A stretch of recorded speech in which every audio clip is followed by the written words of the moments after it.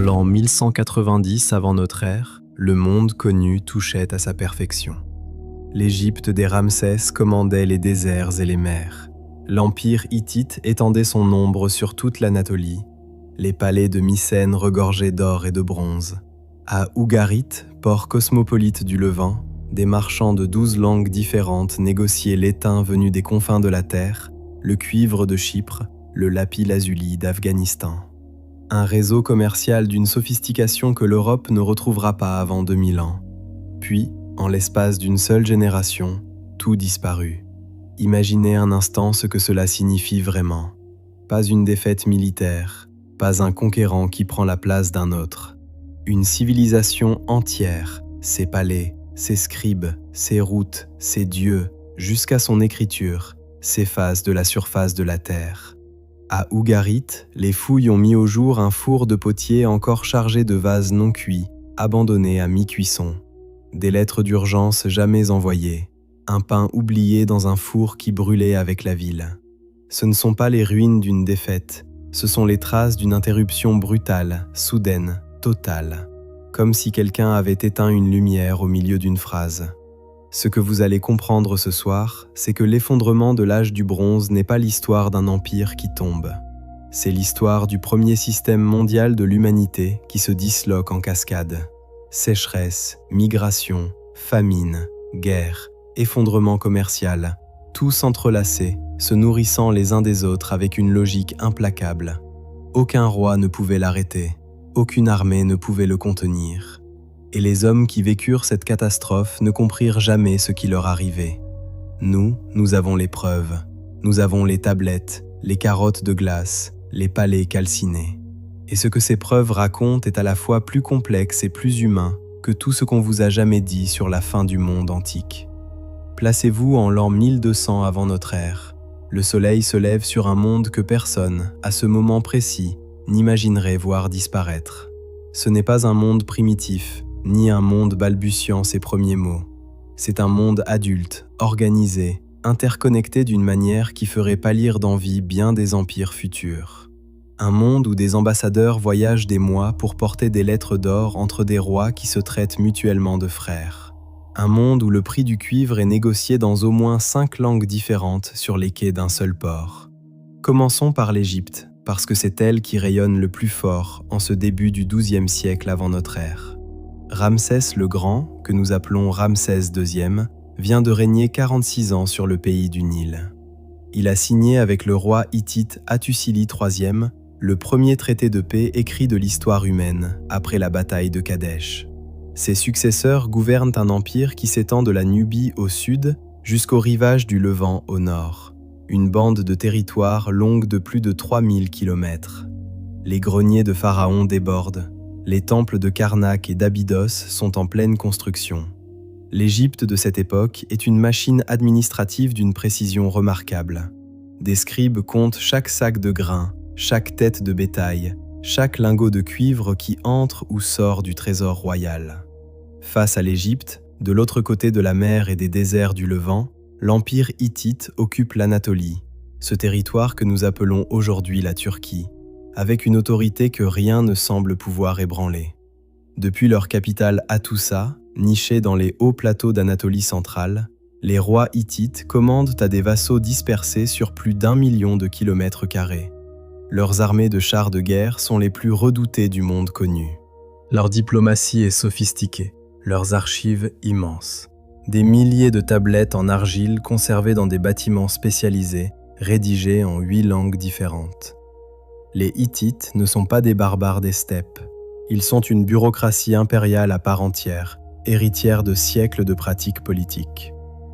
Plus à l'ouest, sur les rivages rocheux de la Grèce continentale et des îles de la mer Égée, la civilisation mycénienne atteint son propre apogée.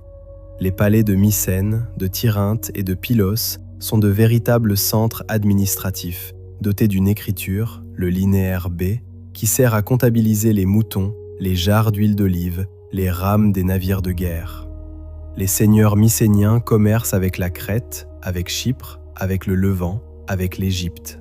Leurs bronziers produisent des épées et des armures d'une qualité technique remarquable.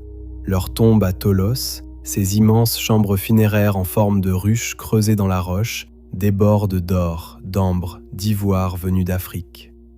C'est le monde que les Grecs de l'époque classique appelleront plus tard l'âge des héros, sans savoir à quel point ce souvenir était réel.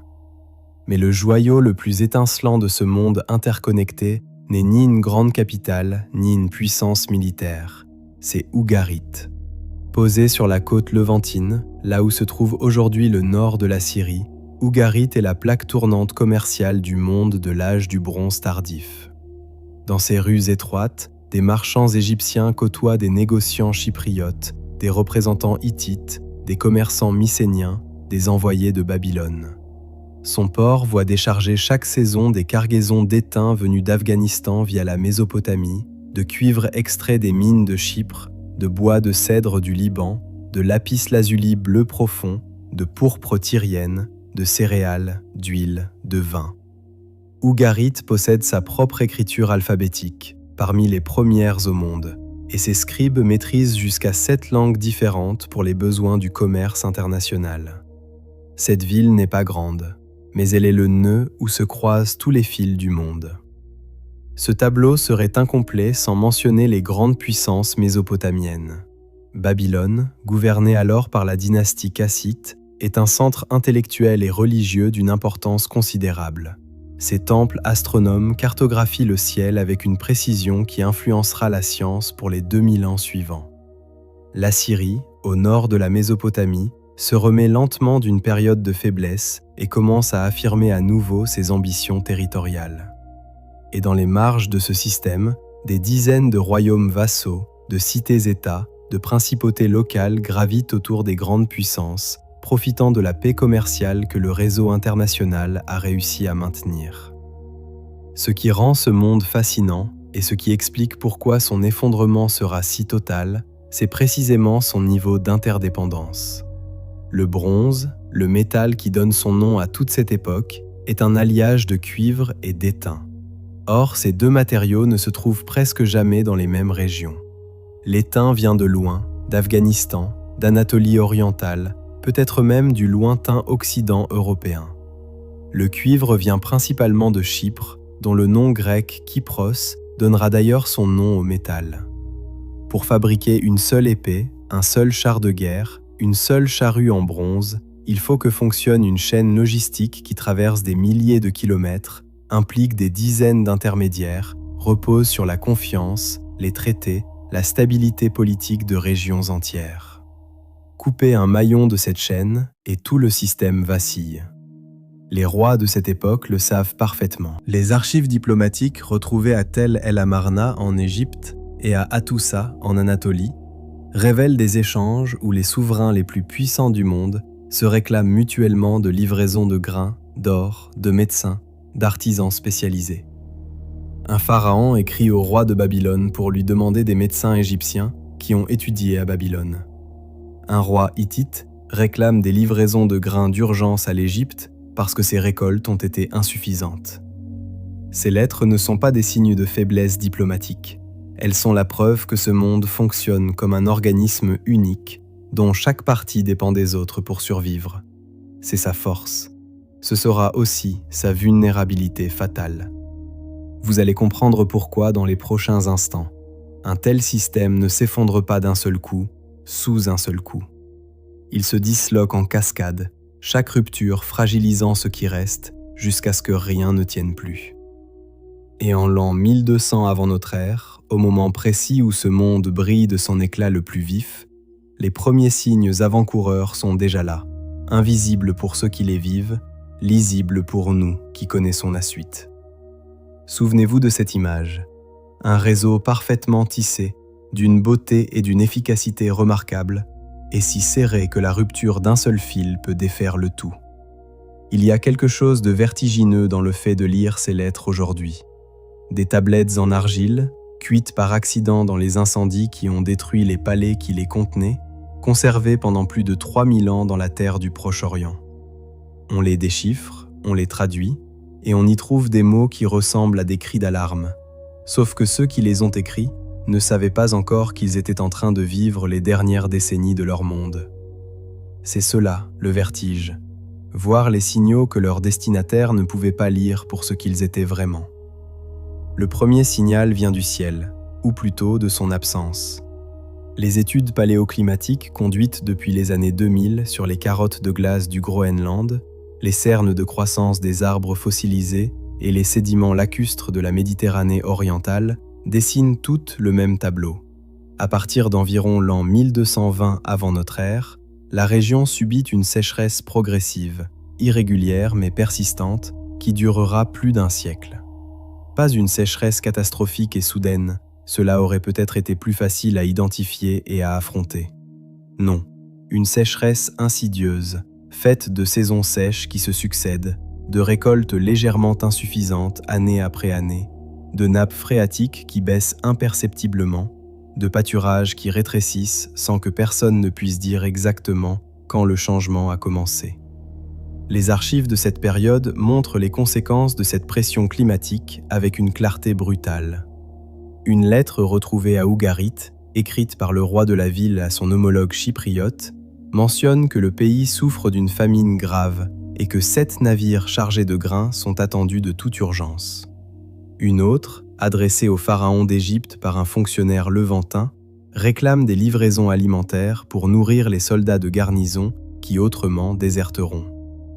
Dans les archives hittites de Hattusa, on trouve une correspondance dans laquelle le grand roi implore l'Égypte de lui envoyer du grain, car, écrit-il, la situation dans son pays est une question de vie ou de mort. Ces demandes s'échelonnent sur plusieurs décennies, et leur fréquence augmente à mesure que l'on approche de l'an 1200 avant notre ère. Ce ne sont pas des coïncidences diplomatiques, c'est un système qui commence à manquer de nourriture. Mais la sécheresse seule n'explique pas tout. Le deuxième signal vient de l'intérieur des palais eux-mêmes. Les états palatials de l'âge du bronze tardif fonctionnent selon un modèle économique particulier. Le palais collecte, redistribue, organise. Il reçoit les impôts en nature, grains, huile, laine, bronze, et les redistribue sous forme de rations aux artisans, aux soldats, aux prêtres, aux fonctionnaires. Ce système est efficace en temps normal, mais il est profondément fragile face au choc extérieur. Quand les récoltes diminuent, le palais doit choisir, réduire les rations des artisans, diminuer les provisions des armées ou puiser dans les réserves accumulées. Pendant 1 saison, 2 saisons, on peut tenir. Mais après 10 années de récoltes insuffisantes, les réserves sont épuisées et le système se grippe. Les tablettes en linéaire B retrouvées dans les ruines du palais de Pylos en Grèce sont à cet égard révélatrices.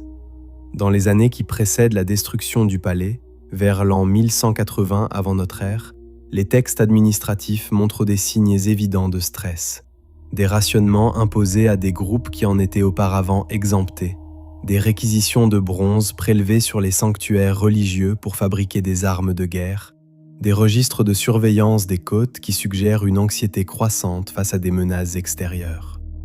Les scribes de Pylos enregistraient fidèlement la désagrégation de leur propre monde, sans savoir que leur tablette serait cuite dans l'incendie final et lirée par nous, 3000 ans plus tard, comme un journal de bord d'un naufrage annoncé. Le troisième signal est militaire. Les grandes puissances de l'âge du bronze tardif entretiennent des armées considérables, mais ces armées sont étirées sur des fronts immenses et dépendent elles aussi des réseaux logistiques que la sécheresse et les tensions commerciales commencent à fragiliser. L'Empire hittite, en particulier, se trouve dans une position délicate. Il doit surveiller ses frontières avec l'Assyrie à l'est, maintenir sa domination sur les principautés vassales du Levant au sud et contenir des populations instables en Anatolie occidentale. Ces armées consomment du grain, du bronze, des chevaux, des chars, toutes des ressources qui se raréfient. Quand une armée ne peut plus être approvisionnée, elle se désagrège, les mercenaires partent, les vassaux font défection, les garnisons abandonnent leurs postes.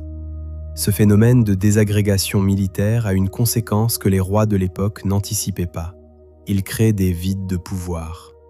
Des régions entières, habituées à être administrées et protégées par des structures étatiques solides, se retrouvent soudainement livrées à elles-mêmes. Dans ces vides, des populations mobiles, des groupes de migrants, des mercenaires sans employeurs, Des communautés rurales qui ont perdu leurs moyens de subsistance commencent à circuler. Ce mouvement de population est encore limité vers l'an 1200 avant notre ère. Dans les décennies suivantes, il deviendra un torrent. Posez-vous cette question. Que fait un peuple entier quand sa terre ne nourrit plus ses enfants? Il marche, il cherche, et si nécessaire, il prend.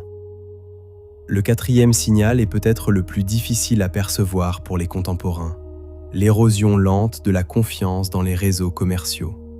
Le commerce longue distance de l'âge du bronze repose sur des relations personnelles, des engagements dynastiques, des habitudes accumulées sur des générations.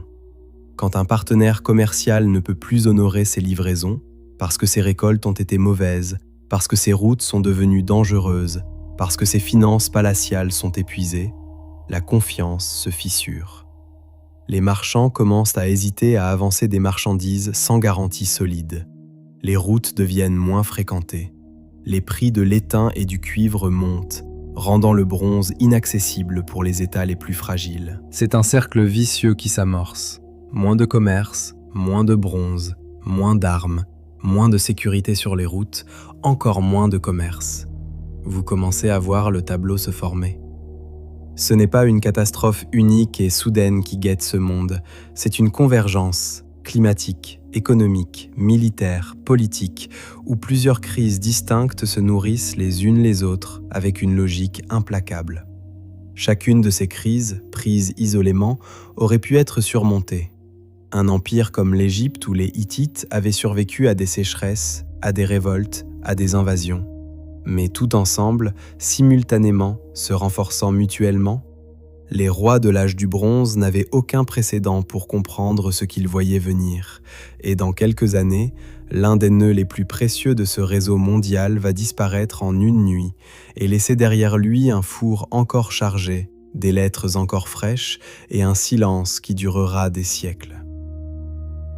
Il y a un mur dans le temple funéraire de Ramsès III à Médinet Abou, sur la rive ouest du Nil, face à Luxor. Sur ce mur, gravé dans le calcaire avec une précision militaire, des reliefs représentent une bataille navale d'une violence extraordinaire. Des navires qui s'entrechoquent, des guerriers qui tombent à la mer, des prisonniers enchaînés, amenés devant le pharaon. Les inscriptions qui accompagnent ces images décrivent l'ennemi en des termes qui n'appartiennent à aucune catégorie connue de la diplomatie égyptienne. Ce ne sont pas des Hittites, pas des Libyens, pas des Nubiens. Les textes les appellent simplement « les peuples venus de la mer ».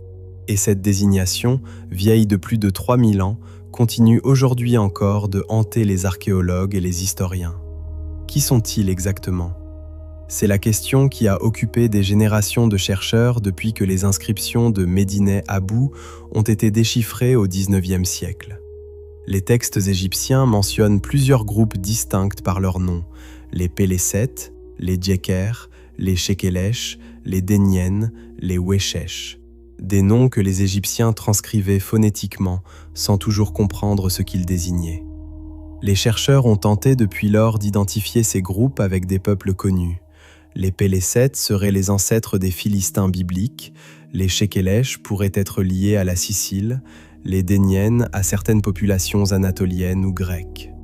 Mais ces identifications restent partielles, contestées, fragmentaires. Ce qui est certain, en revanche, c'est que ces groupes ne constituent pas une armée unifiée, obéissant à un commandement central. Ce sont des vagues de populations en mouvement, de composition et d'origines diverses qui convergent vers les côtes de la Méditerranée orientale avec une densité et une simultanéité qui submergent les défenses des États établis. Mettez-vous à la place d'un général égyptien de garnison sur la côte levantine vers l'an 1185 avant notre ère. Vous avez passé votre carrière à défendre une frontière connue contre des ennemis identifiés selon des protocoles militaires éprouvés. Et voilà que surgissent, depuis la mer et depuis le nord, des groupes qui ne ressemblent à rien de ce que vos manuels militaires ont prévu. Ils arrivent avec des familles, des chariots, des troupeaux. Ce ne sont pas des raideurs qui cherchent du butin et repartent. Ce sont des populations entières qui se déplacent, qui cherchent de la terre, de la nourriture, un endroit où survivre. Leur violence n'est pas celle d'une armée de conquête organisée. C'est la violence désespérée de gens qui n'ont plus rien à perdre et nulle part où retourner. Les preuves archéologiques appuient cette lecture. Sur les sites levantins détruits dans cette période, Ougarit, Megiddo, Ashdod, Ashkelon, des dizaines d'autres, on observe un schéma récurrent. Des couches de destruction par le feu, suivies non pas d'un abandon total, mais d'une réoccupation par des populations qui apportent avec elles une culture matérielle différente. Une céramique distincte, dite mycénienne tardive ou philistine selon les régions, apparaît dans les niveaux archéologiques immédiatement postérieurs aux destructions. Ces populations ne viennent pas seulement détruire, elles viennent s'installer, et c'est précisément cela qui les rend impossibles à repousser avec les méthodes militaires conventionnelles de l'époque. D'où viennent-ils? La réponse la plus solide que l'archéologie et la génétique récente permettent de formuler est la suivante. Ils viennent de partout à la fois, et c'est en cela que leur apparition est le symptôme d'une crise globale plutôt que sa cause. Des populations égéennes déracinées par l'effondrement des palais mycéniens, des groupes anatoliens chassés de leurs terres par des famines ou des conflits locaux, des mercenaires levantins qui ne trouvent plus d'employeurs solvables, des communautés chypriotes et ciliciennes mises en mouvement par l'insécurité croissante des routes maritimes. Tous ces groupes, poussés par les mêmes pressions fondamentales, la sécheresse, la famine, l'effondrement des structures politiques qui les protégeaient, se retrouvent en mouvement au même moment, se mêlent, se fédèrent parfois autour de chefs militaires capables, et constitue ce flux humain que les Égyptiens ont désigné d'une formule collective. Ce que peu de gens comprennent vraiment, c'est que les peuples de la mer ne sont pas la cause de l'effondrement de l'âge du bronze, ils en sont la manifestation la plus visible. Avant même qu'ils apparaissent sur les rivages égyptiens et levantins, les États qu'ils vont achever sont déjà fragilisés de l'intérieur par des décennies de sécheresse, de disette, d'érosion commerciale et de tensions militaires. Les peuples de la mer sont l'étincelle qui tombe dans une forêt déjà sèche depuis des années. Ils précipitent un effondrement qui était déjà en cours. Sans eux, il est probable que le système de l'âge du bronze aurait tout de même continué à se dégrader, peut-être plus lentement, peut-être différemment. Avec eux, la dégradation devient catastrophe en l'espace d'une génération. Souvenez-vous de ce détail révélateur. Dans les inscriptions de Médine Abou, Ramsès III décrit comment les peuples de la mer ont déjà détruit, avant d'atteindre l'Égypte, la Hatti, c'est-à-dire l'Empire hittite, Code, la Cilicie, Karchemish sur l'Euphrate, Arzawa en Anatolie occidentale et Al-Ashia, qui est Chypre. Cette liste est stupéfiante. Elle signifie que lorsque Ramsès affronte ses envahisseurs dans le delta du Nil, il est déjà l'un des derniers grands souverains debout dans un monde dont tous les autres piliers ont été renversés. L'Égypte ne combat pas pour empêcher un désastre, elle combat pour survivre à un désastre qui est déjà consommé ailleurs.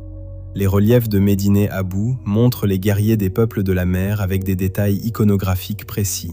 Certains portent des casques à plumes ou à cornes, des cuirasses nervurées, des épées à double tranchant d'un type différent des armes égyptiennes standards. Leurs navires, représentés dans la bataille navale, ont une silhouette distincte de celle des embarcations égyptiennes.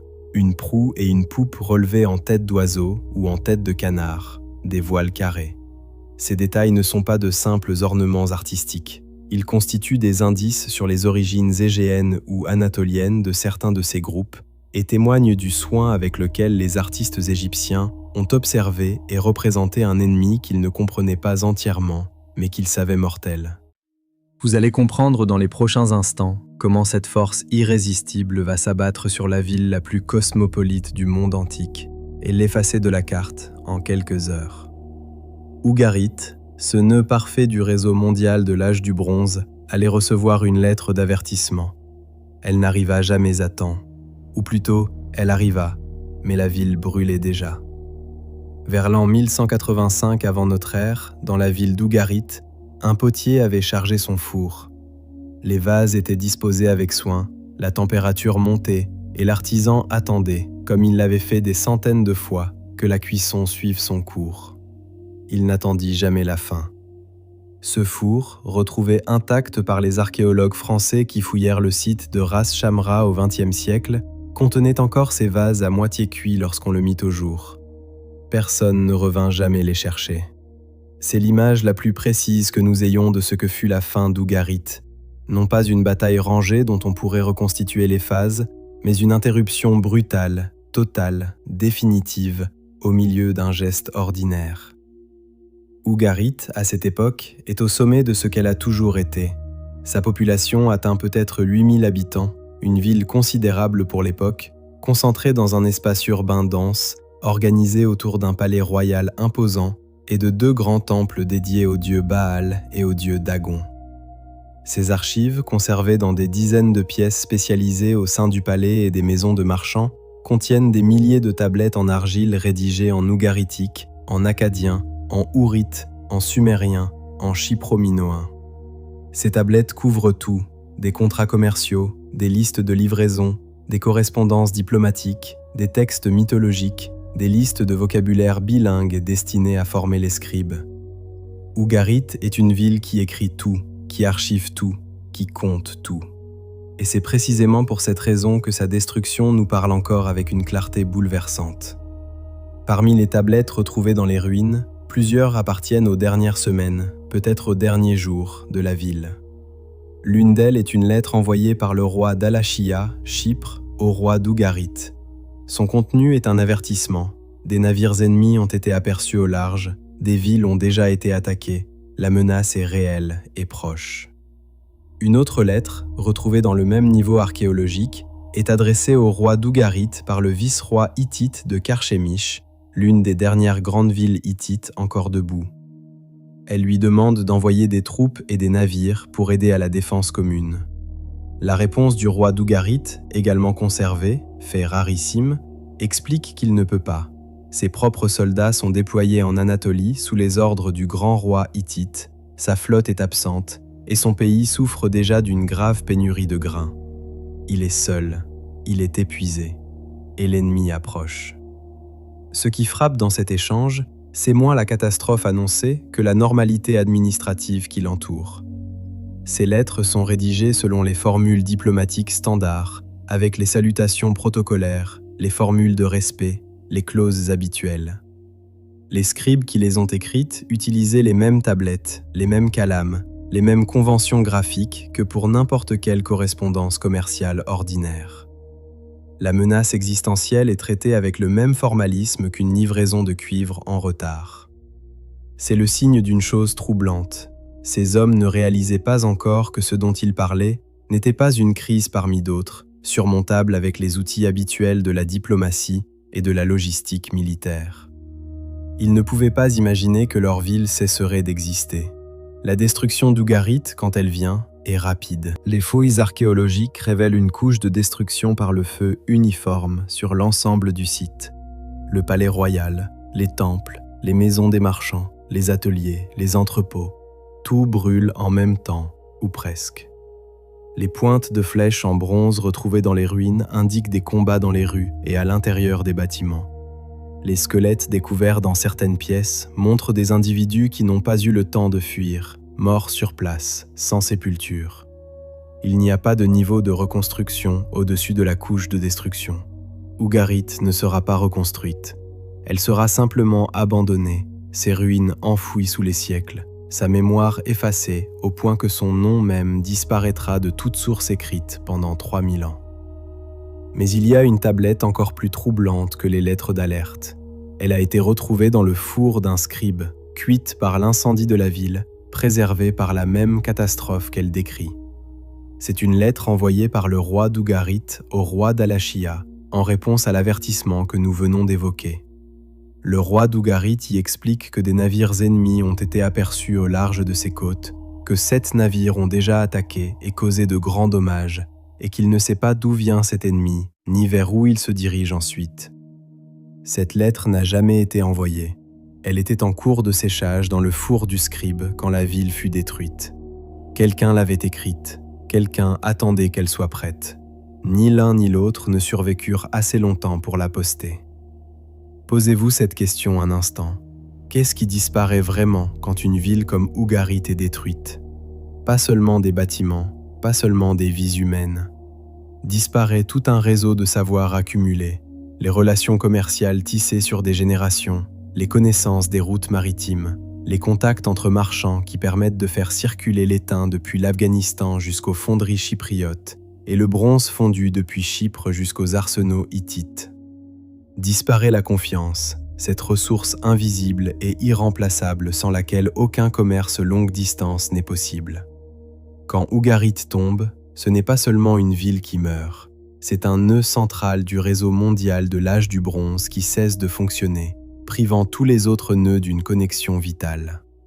Les autres villes levantines tombent dans la même période, les unes après les autres, avec la même brutalité et le même silence qui suit. Megiddo est détruit et abandonné. Hazor brûle. Ashdod et Ashkelon sont rasés avant d'être réoccupés par de nouvelles populations. Tout le long de la côte levantine, sur une distance de plusieurs centaines de kilomètres, le même schéma se répète. Destruction par le feu, abandon, silence. Certains sites ne seront jamais réoccupés, d'autres le seront par des populations radicalement différentes, apportant avec elles une culture matérielle nouvelle, effaçant les traces de ce qui existait avant, comme si le monde précédent n'avait jamais existé. Ugarit est le symbole de cet effondrement, parce qu'elle est la ville dont les archives nous ont le mieux parlé. Mais elle n'est pas seule.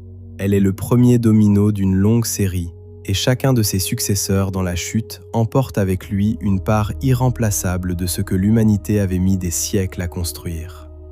Ce que vous allez découvrir maintenant, c'est que pendant qu'Ugarit brûlait sur la côte, une catastrophe d'une toute autre ampleur se consommait dans les hauteurs d'Anatolie.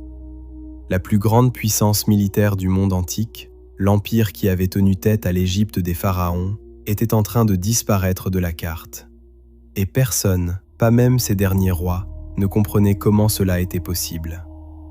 Il existe une image que les archéologues qui fouillèrent Hattusa au début du XXe siècle ne purent jamais tout à fait expliquer. La capitale hittite, nichée sur un plateau rocheux d'Anatolie centrale à plus de 1000 mètres d'altitude, avait été détruite par un incendie d'une intensité extraordinaire.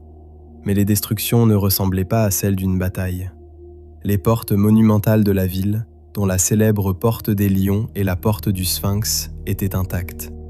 Les remparts cyclopéens, construits pour résister à des armées entières, n'avaient pas été forcés. Les palais et les temples brûlaient de l'intérieur, comme si le feu avait été allumé par ceux-là même qui y habitaient. Hattusa ne fut pas prise d'assaut, elle fut abandonnée, puis brûlée, peut-être par ses propres habitants, dans un acte de destruction délibéré avant une fuite organisée vers un destin inconnu. Pour comprendre ce que représente la disparition de l'empire hittite, il faut mesurer ce qu'il était. Fondé au XVIIe siècle avant notre ère, l'empire hittite avait atteint son apogée sous les règnes de Suppiluliuma Ier et de ses successeurs au XIVe et XIIIe siècle. À son maximum, il contrôlait toute l'Anatolie, une grande partie de la Syrie du Nord, et exerçait une influence directe sur des États vassaux qui s'étendaient jusqu'à l'Euphrate. C'était l'une des deux seules puissances que l'Égypte traitait d'égal à égal. Les deux autres grandes puissances du monde, Babylone et l'Assyrie, étaient considérées comme inférieures dans la hiérarchie diplomatique de l'époque. Les Hittites avaient développé une science militaire, une administration et une pratique diplomatique d'une sophistication remarquable. Leur disparition n'est pas celle d'un État périphérique, c'est celle d'une superpuissance. Les dernières décennies de l'Empire hittite sont documentées par une série de textes qui révèlent un État progressivement étranglé par des crises convergentes. Les archives de Hattusa montrent une succession de mauvaises récoltes, des demandes urgentes de grains adressées à l'Égypte et aux États vassaux, des tensions dynastiques internes qui affaiblissent l'autorité centrale. Vers l'an 1220 avant notre ère, le grand roi Tudhaliya IV tente encore de maintenir la cohésion de l'Empire par une combinaison de campagnes militaires et de mariages dynastiques. Mais les ressources s'épuisent. Les armées hittites, qui avaient tenu tête à Ramsès II à Kadesh un siècle plus tôt, ne peuvent plus être approvisionnées sur plusieurs fronts simultanément. Les vassaux sentent la faiblesse du centre et commencent à s'émanciper. Le dernier grand roi hittite dont nous connaissons le nom est Suppiluliuma II, qui règne vers la fin du XIIIe siècle avant notre ère. Ces inscriptions, les dernières jamais produites par la chancellerie hittite, mentionnent des victoires navales contre des ennemis venus de la mer au large de Chypre. C'est un détail révélateur. Pour la première fois dans leur histoire, les Hittites, peuple de l'intérieur par excellence, se battent sur mer. Cela signifie que la menace a contourné leurs défenses terrestres traditionnelles, que l'ennemi attaque depuis des directions pour lesquelles l'Empire n'est pas préparé. Après ces inscriptions, le silence. Suppiluliuma II disparaît des archives sans laisser de traces de sa mort, de sa fuite ou de sa capitulation. Il s'évanouit simplement, comme sa capitale. Les fouilles de Hattusa ont mis au jour des preuves d'un abandon progressif plutôt que d'une destruction soudaine. Les objets de valeur, les archives royales, les statues de culte, les trésors du palais avaient été emportés avant l'incendie final. Les quartiers périphériques de la ville semblent avoir été abandonnés en premier, la population se concentrant progressivement dans le centre, puis disparaissant à son tour. Ce schéma suggère un processus qui s'étale sur plusieurs années. D'abord, l'évacuation des populations rurales vers la capitale, puis l'évacuation de la capitale elle-même vers une destination inconnue. Les Hittites ne sont pas morts à Hattusa. Ils sont partis. Mais où ? Les descendants des élites hittites réapparaissent dans les décennies suivantes dans des petites principautés syriennes, Karchemish, Malatya, Karkamish, qui maintiendront une culture néo-hittite pendant plusieurs siècles. Mais l'Empire, lui, n'existe plus.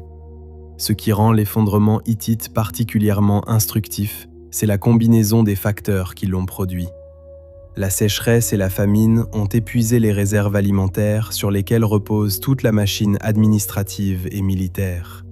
Les tensions dynastiques internes ont fragmenté l'autorité centrale au moment précis où elle aurait eu le plus besoin de cohésion. Les peuples de la mer, dont nous avons vu l'émergence dans le chapitre précédent, ont créé une pression militaire sur les flancs occidentaux et côtiers de l'Empire que les armées hittites, déjà étirées sur trop de fronts, ne pouvaient plus absorber. Et les États vassaux, privés du bénéfice de la protection hittite et confrontés à leur propre crise de subsistance, ont cessé de payer tribut et d'envoyer des contingents militaires. Chacun de ces facteurs aurait pu, seul, être surmonté. Ensemble, ils forment un nœud gordien que même les meilleurs généraux et les meilleurs administrateurs du monde antique ne pouvaient pas défaire. Il faut s'arrêter un instant sur ce que signifie la perte des archives hittites pour les États voisins. Hattusa était non seulement une capitale politique, mais un centre de mémoire institutionnelle. Ces archives contenaient les traités qui liaient des dizaines d'États vassaux à l'Empire, les protocoles diplomatiques qui réglaient les relations entre puissances, les textes juridiques qui codifiaient les droits et obligations des sujets hittites. Quand ces archives disparaissent, emportées par les fuyards, brûlées dans l'incendie final ou simplement perdues dans la confusion, c'est tout un cadre de relations internationales qui s'effondre avec elles. Les traités n'ont plus de garants, les frontières n'ont plus de légitimité, les obligations mutuelles n'ont plus de référents. Le vide juridique et politique qui suit la disparition de l'Empire hittite est aussi dévastateur, à sa manière, que les destructions physiques. Souvenez-vous de ce nom, Karchemish. Cette ville sur l'Euphrate, l'une des dernières bastions de l'autorité hittite, résistera quelques décennies de plus que Hattusa avant de tomber à son tour dans une orbite différente. Elle représente la dernière flamme d'un monde éteint, une continuité culturelle sans continuité politique, un souvenir d'empire sans empire. Pendant que ces princes maintiennent les formes de la civilisation hittite dans leur petit état syrien, les hauts plateaux d'Anatolie centrale redeviennent ce qu'ils étaient avant les Hittites, un territoire fragmenté, parcouru par des populations pastorales, sans ville, sans écriture, sans État. 4 siècles de construction institutionnelle effacés en moins d'une génération. Ce que vous allez comprendre maintenant, c'est que pendant que l'empire hittite s'éteignait en Anatolie et qu'Ougari brûlait sur la côte levantine, l'Égypte, la seule grande puissance encore debout, allait devoir affronter la même menace de front, sur ses propres rivages, avec des armées décimées et des greniers à moitié vides. Un seul homme allait se dresser entre cette civilisation millénaire et la dissolution totale. Son nom était Ramsès III, et la bataille qu'il allait livrer dans les eaux du delta du Nil resterait gravée dans la pierre pour l'éternité. En l'an 1175 avant notre ère, Ramsès III savait exactement ce qui l'attendait. Il n'avait qu'à regarder vers le nord et vers l'est pour voir les ruines fumantes de tout ce qui avait existé avant lui. L'empire hittite avait disparu. Ougari n'était plus qu'un tas de cendres. Les cités levantines brûlaient les unes après les autres comme des torches dans la nuit, et les peuples de la mer avançaient vers le delta du Nil en 2 colonnes convergentes. L'une par voie terrestre, le long de la côte, avec des chariots, des familles, des troupeaux, une migration armée qui ressemblait moins à une armée qu'à un peuple entier en marche. L'autre par voie maritime, une flotte de navires de guerre qui longeait la côte méditerranéenne avec l'intention évidente de pénétrer dans les bouches du Nil. Ramsès III était le dernier rempart, et il le savait. Qui était cet homme ? Ramsès III est le 2e pharaon de la 20e dynastie, fils de Setnakht qui avait lui-même restauré l'ordre en Égypte après une période de troubles internes. Il avait pris le pouvoir dans un pays déjà fragilisé, des années de mauvaises récoltes, une inflation du prix du grain documentée par les papyrus de l'époque, des tensions sociales qui avaient abouti, quelques décennies plus tôt, à la première grève ouvrière documentée de l'histoire. Les artisans de Deir el-Médine, chargés de construire les tombes royales dans la vallée des rois, avaient cessé le travail pour réclamer leurs rations impayées. L'Égypte de Ramsès III n'est pas l'Égypte triomphante de Ramsès II. C'est une puissance encore formidable, mais tendue, épuisée, consciente de sa vulnérabilité d'une manière que ses prédécesseurs n'avaient jamais connue. Face à la double menace terrestre et maritime des peuples de la mer, Ramsès III déploie une stratégie qui témoigne d'une intelligence militaire remarquable. Sur terre, il organise une ligne défensive en profondeur dans le Sinaï et aux approches du delta, ralentissant l'avance de la colonne terrestre ennemie par une série de positions fortifiées.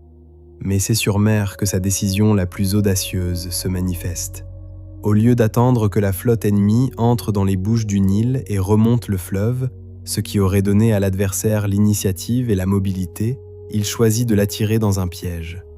Il laisse les navires ennemis pénétrer dans l'une des embouchures du delta, puis il referme le piège. Ses propres navires de guerre bloquent la sortie, pendant que des archers postés sur les rives tirent en plongeant sur les embarcations ennemies prises dans l'espace étroit du bras du fleuve. La bataille navale qui s'ensuit est représentée en détail sur les murs du temple de Médine Abou, dans un relief de plusieurs dizaines de mètres de long qui constitue le document iconographique le plus complet sur la guerre navale de l'âge du bronze. On y voit les navires des peuples de la mer, reconnaissables à leurs proues et poupes caractéristiques, encerclés par les embarcations égyptiennes.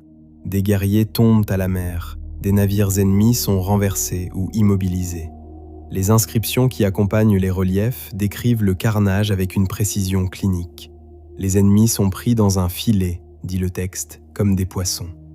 Ramsès III lui-même est représenté sur son char, arc tendu, dominant la scène depuis la rive, une image de maîtrise absolue, soigneusement construite par ses artistes, mais qui repose sur une victoire réelle et décisive. Ce que les reliefs de Médine Abou ne montrent pas, c'est le coût de cette victoire. Les papyrus administratifs de la même période révèlent une Égypte au bord de l'épuisement économique. Les rations des ouvriers royaux sont en retard pendant des mois. Les temples, qui constituent une part essentielle de l'économie redistributive égyptienne, se plaignent de ne plus recevoir leurs dotations habituelles. Les campagnes militaires de Ramsès III, il mène au total 3 grandes guerres défensives, contre les Libyens et 2 fois contre les peuples de la mer, drainent les ressources d'un État déjà fragilisé par des années de disette. La victoire est réelle, mais elle ressemble moins à un triomphe qu'à une survie arrachée de justesse, au prix d'un épuisement qui laissera des traces durables. Il y a un document qui résume mieux que tout autre la situation de l'Égypte après les guerres de Ramsès III. C'est le papyrus Haris Ier, le plus long papyrus égyptien connu, rédigé au début du règne du successeur de Ramsès III. Ce document dresse un bilan complet du règne. Les temples construits ou restaurés, les donations faites aux dieux, les victoires militaires remportées. Il se lit comme un monument à la gloire d'un grand roi. Mais entre les lignes, les chiffres racontent une autre histoire. Les dotations alimentaires aux temples diminuent d'année en année, les ressources en métal précieux sont inférieures à celles des règnes précédents, et les populations de travailleurs attachés aux domaines royaux sont en déclin. Ramsès III a sauvé l'Égypte, il n'a pas sauvé le monde qui l'entourait. Posez-vous cette question. Qu'est-ce que cela signifie de gagner une bataille décisive dans un monde qui s'effondre autour de vous? L'Égypte sous Ramsès III remporte une victoire militaire qui n'a pas d'équivalent dans cette période. Aucune autre puissance du monde de l'âge du bronze tardif ne peut se targuer d'avoir repoussé les peuples de la mer avec succès. Mais cette victoire est une victoire dans le vide. Les partenaires commerciaux de l'Égypte ont disparu. Les routes maritimes qui amenaient l'étain et le cuivre vers les fonderies égyptiennes sont désorganisées. Les États vassaux du Levant qui contribuaient en grains, en bois de cèdre et en main-d'œuvre à l'économie pharaonique sont ruinés ou dépeuplés. L'Égypte a survécu, mais elle survit dans un monde désert, sans les échanges qui nourrissaient sa prospérité. Les dernières années du règne de Ramsès III sont marquées par des signes d'une fragilité croissante. Une conspiration de palais, documentée dans le papyrus judiciaire de Turin, tente de l'assassiner pour placer un autre prétendant sur le trône. Les analyses récentes de sa momie ont révélé des blessures à la gorge qui pourraient indiquer qu'il fut effectivement tué dans cet attentat. Qu'il ait survécu à ces blessures ou non, le simple fait qu'une telle conjuration ait pu se former au cœur du palais royal témoigne d'un affaiblissement de l'autorité centrale que les grandes victoires militaires n'avaient pas réussi à masquer entièrement. Le sauveur de l'Égypte mourait dans les intrigues de sa propre cour, pendant que son pays, intact mais épuisé, commençait lui aussi sa longue descente vers une période de faiblesse dont il ne sortirait pas avant des siècles. Souvenez-vous de ce paradoxe. L'homme qui arrêta l'Apocalypse ne put pas arrêter le déclin. Ramsès III est le dernier grand pharaon conquérant. Après lui, ses successeurs, tous appelés Ramsès, comme pour conjurer le sort par le nom, règnent sur une Égypte de plus en plus fragmentée, de plus en plus dépendante de mercenaires libyens et levantins pour défendre ses frontières, de plus en plus incapable de maintenir le contrôle sur ses marges méridionales et orientales. La victoire de Medinet Abou est réelle et magnifique, mais elle est aussi la dernière grande lumière avant une longue nuit. Et pendant que cette lumière s'éteignait progressivement sur les rives du Nil, une force bien plus silencieuse et bien plus implacable que les peuples de la mer continuait son œuvre de destruction, non pas avec des épées et des navires de guerre, mais avec la sécheresse, la famine et le silence inexorable des routes commerciales abandonnées. Il n'y a pas de monument à la sécheresse, pas de relief gravé dans le calcaire pour commémorer les années sans pluie, pas de papyrus célébrant la résistance d'un peuple face à des saisons stériles. Les catastrophes climatiques laissent leurs traces dans d'autres archives, la densité des cernes d'un arbre fossilisé, la composition chimique d'une carotte de glace extraite du Groenland, le niveau d'un lac anatolien enregistré dans ses sédiments millénaires. Ces archives-là ne mentent pas, ne flattent pas, ne servent aucun pouvoir. Et ce qu'elles racontent sur le XIIe siècle avant notre ère est d'une clarté implacable. La Méditerranée orientale a subi, entre environ l'an 1220 et l'an 1150 avant notre ère, une sécheresse persistante et généralisée qui a duré plus de 2 générations humaines. 2 générations d'enfants qui n'ont jamais connu une bonne récolte. Les preuves scientifiques de cette sécheresse se sont accumulées de manière décisive depuis les années 2000. Les analyses isotopiques conduites sur des carottes sédimentaires prélevées dans le lac de Van, en Turquie orientale, montrent une baisse significative des précipitations à partir de la fin du XIIIe siècle avant notre ère.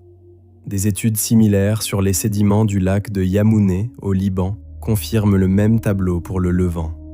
La dendrochronologie, l'étude des cernes de croissance des arbres, appliquée au bois de cèdre du Liban et aux chênes anatoliens fossilisés, révèle des séquences de cernes étroits caractéristiques des années de stress hydrique sévère, précisément dans la période qui nous intéresse.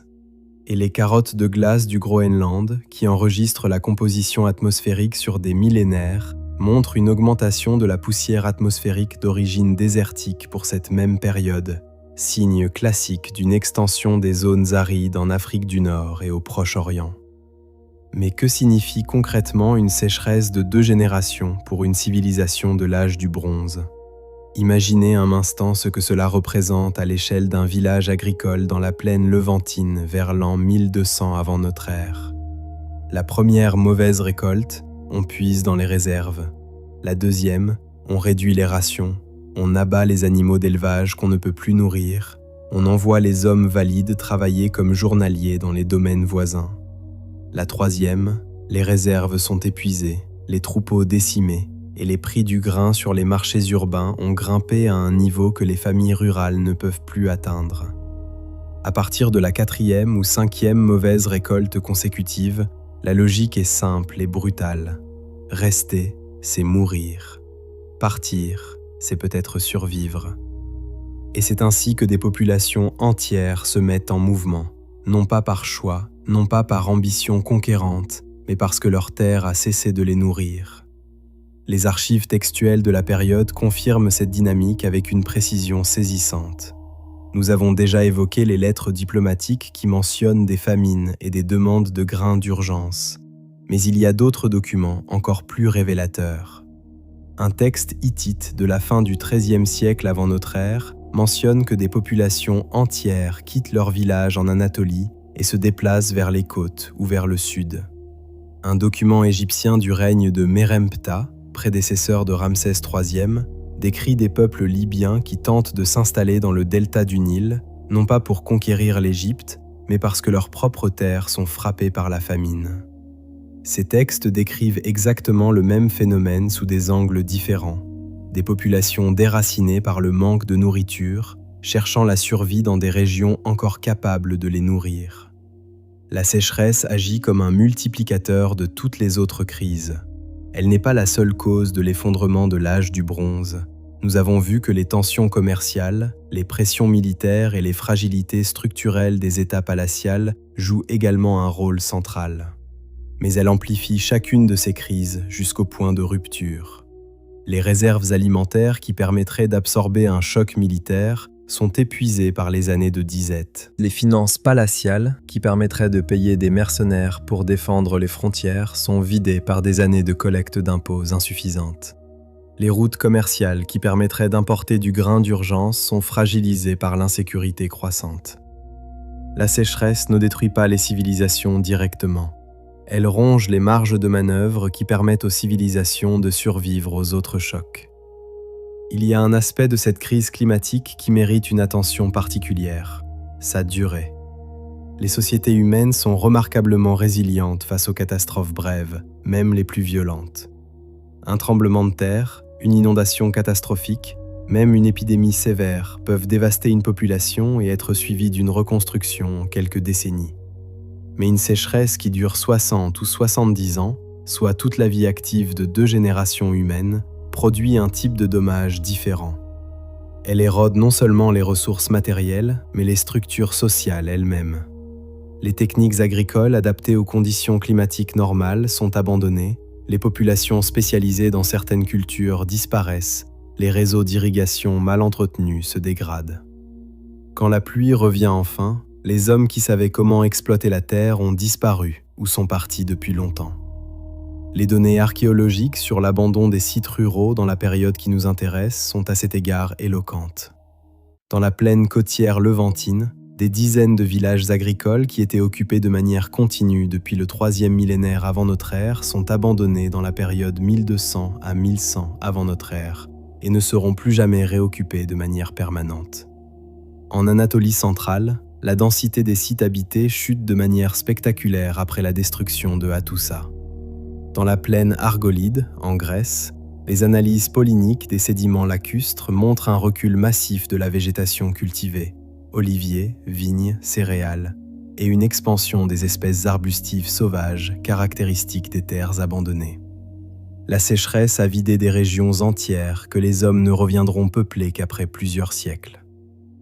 Ce que peu de gens mesurent vraiment, c'est que la sécheresse du XIIe siècle avant notre ère constitue le premier exemple documenté d'une crise climatique qui contribue à l'effondrement d'un système de civilisation à l'échelle régionale. Ce n'est pas le dernier. L'histoire des civilisations est ponctuée de ces moments où le climat bascule et emporte avec lui des structures politiques et sociales que les hommes croyaient permanentes.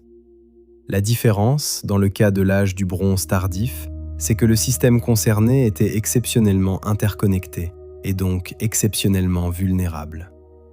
Chaque nœud du réseau dépendait des autres pour survivre.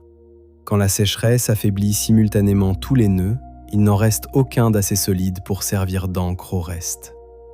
Vous allez voir maintenant comment cette faiblesse simultanée se traduit en effondrement économique total, et pourquoi la disparition du commerce du bronze sera, dans les années qui suivent, aussi dévastatrice que toutes les armées des peuples de la mer réunies.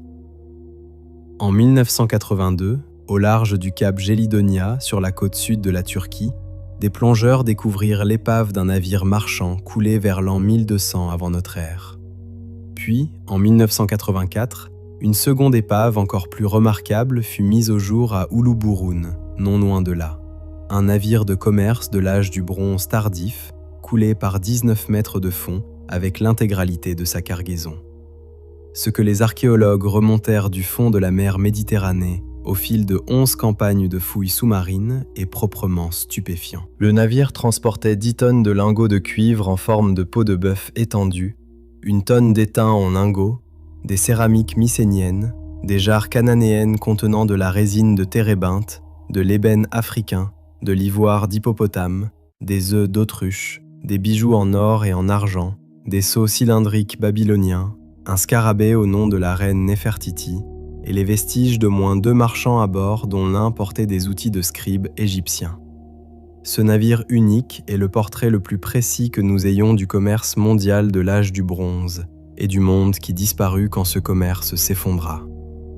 Le bronze est un alliage. Cette évidence technique a des conséquences géopolitiques d'une profondeur que l'on sous-estime généralement. Pour produire du bronze, il faut du cuivre et de l'étain dans un rapport d'environ 9:1. Le cuivre existe en quantité exploitable dans plusieurs régions méditerranéennes. Chypre en est le producteur dominant, d'où son nom grec qui donnera le mot latin pour le métal. Mais l'étain est une ressource rare, concentrée dans quelques gisements dispersés à travers l'Eurasie. Les sources les plus proches de la Méditerranée orientale se trouvent en Anatolie orientale, en Afghanistan et peut-être dans des gisements de la péninsule ibérique ou des îles britanniques dont l'étain arrive par des routes commerciales terrestres extraordinairement longues. Cela signifie que chaque kilo de bronze produit en Égypte, en pays hittite ou à Mycène, implique une chaîne logistique qui traverse des milliers de kilomètres et mobilise des dizaines d'intermédiaires. Couper cette chaîne en un seul point, et la production de bronze s'arrête. C'est précisément ce qui se passe dans la période 1200 à 1150 avant notre ère. La destruction des villes portuaires levantines, Ougari en tête comme nous l'avons vu, prive les routes commerciales méditerranéennes de leur nœud de redistribution. Les marchands qui assuraient le transit de l'étain depuis les sources orientales vers les fonderies méditerranéennes disparaissent avec les villes qui les abritaient. Les routes terrestres deviennent dangereuses à mesure que les structures politiques qui garantissaient leur sécurité s'effondrent. Les garnisons hittites qui protégeaient les pistes anatoliennes ne sont plus là. Les princes vassaux qui taxaient et sécurisaient les caravanes levantines ont perdu leur autorité ou leur vie. Le flux d'étain vers la Méditerranée occidentale se tarit progressivement, puis s'arrête presque complètement pendant plusieurs décennies. Les conséquences de cette rupture d'approvisionnement sont visibles dans les archives archéologiques avec une précision remarquable. Les analyses métallurgiques des objets en bronze retrouvés dans les contextes de la période 1200 à 1100 avant notre ère montrent une modification systématique des alliages. Les bronziers commencent à récupérer et refondre de vieux objets pour en extraire le métal, produisant des alliages de composition irrégulière qui trahissent un mélange de matériaux de récupération. On retrouve des caches d'objets en bronze brisés, des épées fracturées, des outils cassés, des récipients déformés, manifestement accumulés en vue d'une refonte future. Dans certaines régions, notamment en Grèce mycénienne, les analyses montrent une diminution progressive de la teneur en étain dans les bronzes de la période tardive. Les artisans diluent l'alliage pour faire durer leur stock, produisant un métal de plus en plus médiocre. C'est le comportement d'une industrie qui manque de matières premières. Mais l'impact de l'effondrement commercial dépasse de très loin la seule question du bronze. Les routes commerciales de l'âge du bronze tardif transportaient bien plus que des métaux. Elles faisaient circuler des céréales, de l'huile d'olive, du vin, du bois de construction, des textiles, des teintures, des épices, des animaux exotiques, des esclaves spécialisés, des artisans itinérants, des médecins, des scribes. Elle transportait aussi, de manière invisible, quelque chose d'encore plus précieux, des idées, des techniques, des innovations. La métallurgie du fer, encore balbutiante à cette époque, circulait le long de ces routes depuis les centres de développement anatoliens vers le reste du monde méditerranéen. Les techniques agricoles, les méthodes d'irrigation, les pratiques de stockage du grain, tout cela voyageait avec les marchands et les artisans qui parcouraient les routes du bronze. Quand ces routes disparaissent, c'est tout un flux d'innovation qui se tarit. Il y a une image qui illustre parfaitement l'interdépendance fatale du système commercial de l'âge du bronze.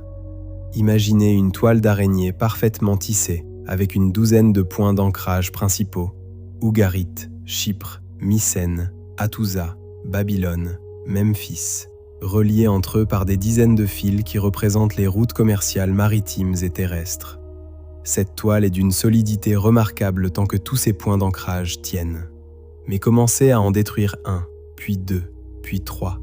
Ougarit brûle, Hattusa est abandonné, Mycène s'effondre, et la toile entière perd sa tension. Les fils qui reliaient les points disparus pendent dans le vide, inutiles.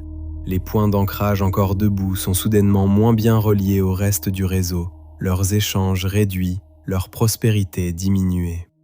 Et cette diminution de prospérité les rend à leur tour plus vulnérables au choc suivant. C'est la logique implacable de l'effondrement en cascade. Les archives commerciales de cette période montrent la vitesse à laquelle cette dislocation s'opère. Des relations commerciales qui existaient de manière continue depuis des générations cessent brusquement, sans transition. Des familles de marchands qui avaient maintenu pendant des décennies des correspondances régulières avec leurs partenaires dans d'autres cités disparaissent des archives sans laisser de traces de successeurs. Des routes maritimes qui avaient été parcourues chaque saison depuis des siècles sont abandonnées, les ports qui les jalonnaient tombant en désuétude faute de trafic. La vitesse de cette désintégration, quelques décennies à peine pour détruire un réseau commercial qui avait mis des siècles à se construire, est l'une des caractéristiques les plus frappantes de l'effondrement de l'âge du bronze tardif. Souvenez-vous de ce chiffre, 10 tonnes de cuivre. C'est ce que transportait le seul navire d'Uluburun, coulé au fond de la mer avant d'atteindre sa destination. 10 tonnes de métal destinées à fabriquer des armes, des outils, des récipients pour une civilisation entière. Ce navire n'est jamais arrivé, et dans la période qui suivit son naufrage, des centaines d'autres navires comme lui cessèrent de prendre la mer, non pas parce qu'ils coulèrent, mais parce que les villes qui les envoyaient n'existaient plus, que les marchands qui les finançaient avaient disparu et que les ports qui les accueillaient étaient devenus des ruines. Posez-vous cette question. Comment une civilisation fabrique-t-elle ses armes, nourrit-elle ses soldats, paie-t-elle ses fonctionnaires, entretient-elle ses temples, quand le métal qui fait tourner toute son économie cesse d'arriver? La réponse, vous allez le découvrir maintenant, c'est qu'elle ne le fait plus, et que les conséquences de cette incapacité se lisent dans les cendres de palais qui ne se rallumeront jamais.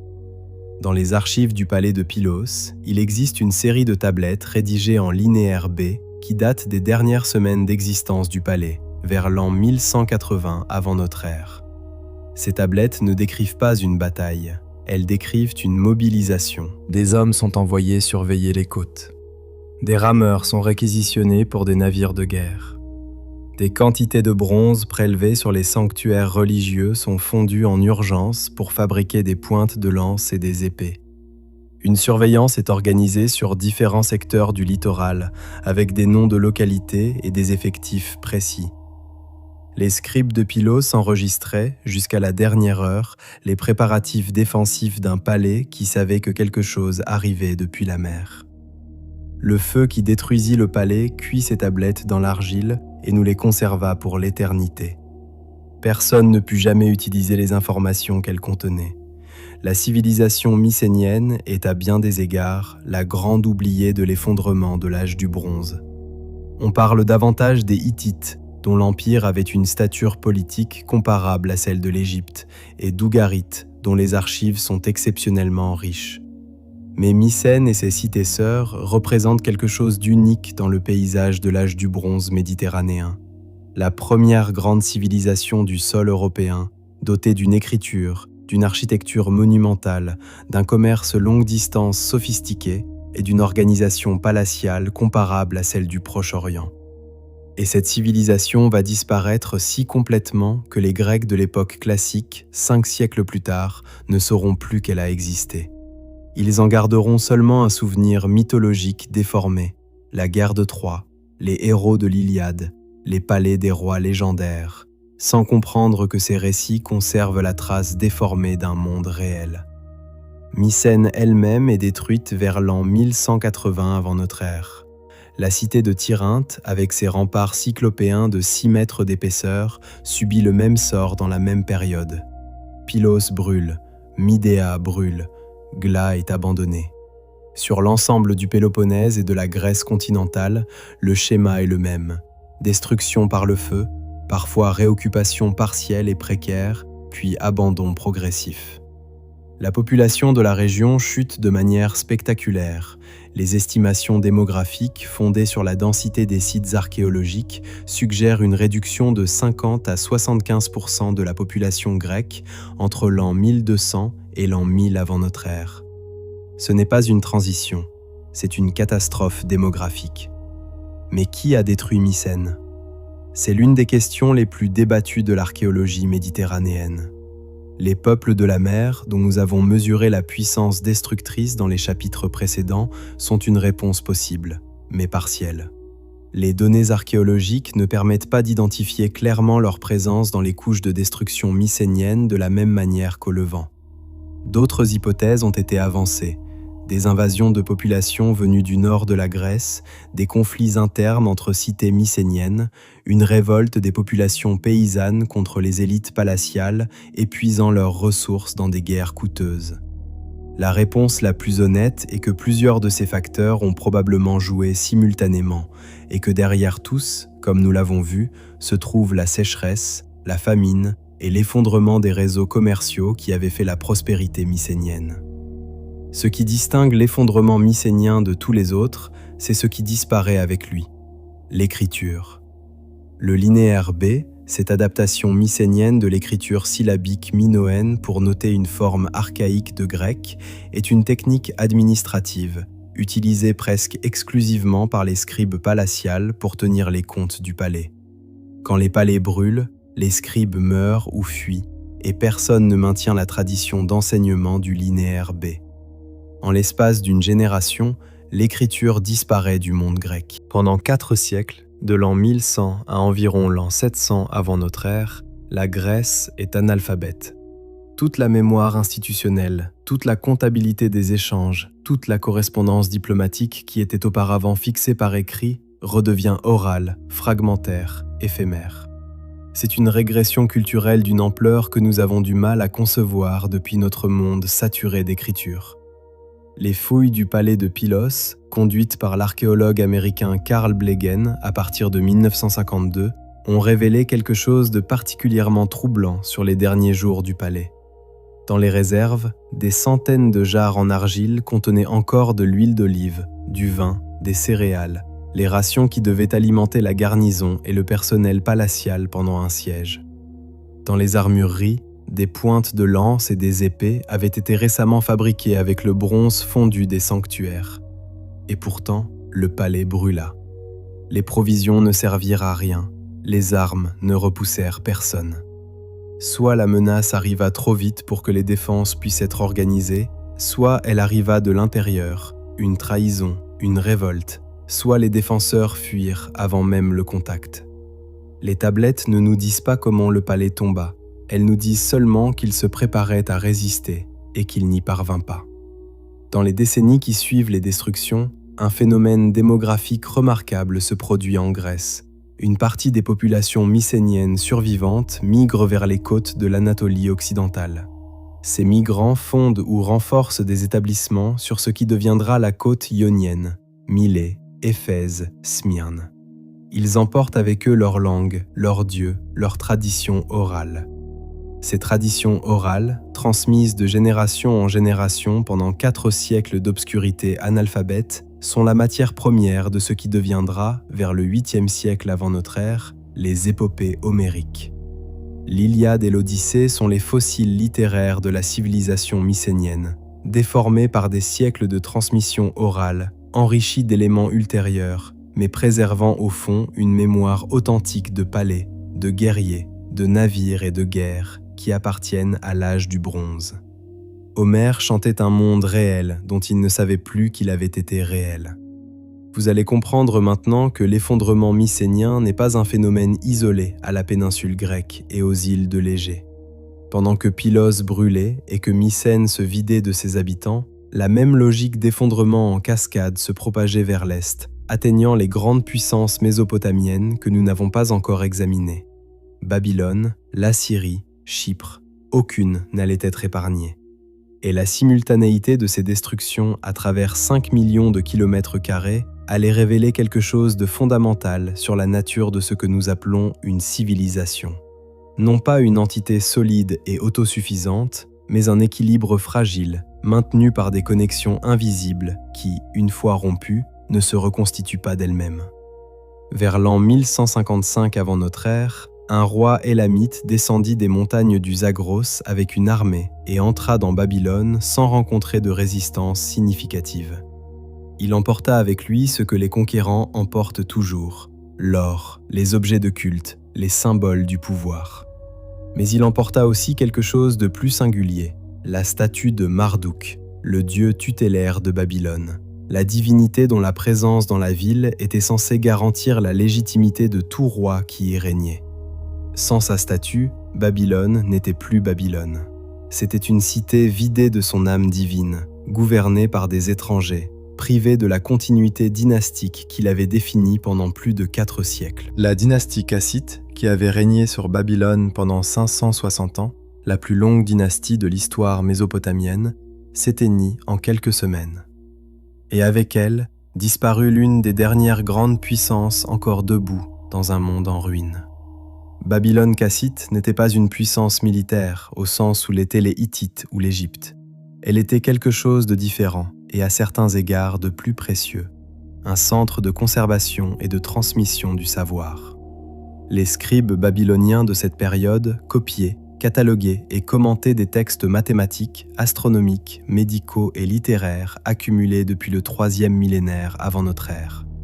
Les tables de multiplication, les catalogues d'étoiles, les listes de présages, les copies de l'épopée de Gilgamesh dans ses multiples versions, tout cela était conservé dans des bibliothèques palatiales et templières dont la destruction représente une perte culturelle d'une ampleur difficile à mesurer. Certains de ces textes seront reconstitués à partir de copies dispersées dans d'autres villes. D'autres disparaîtront définitivement.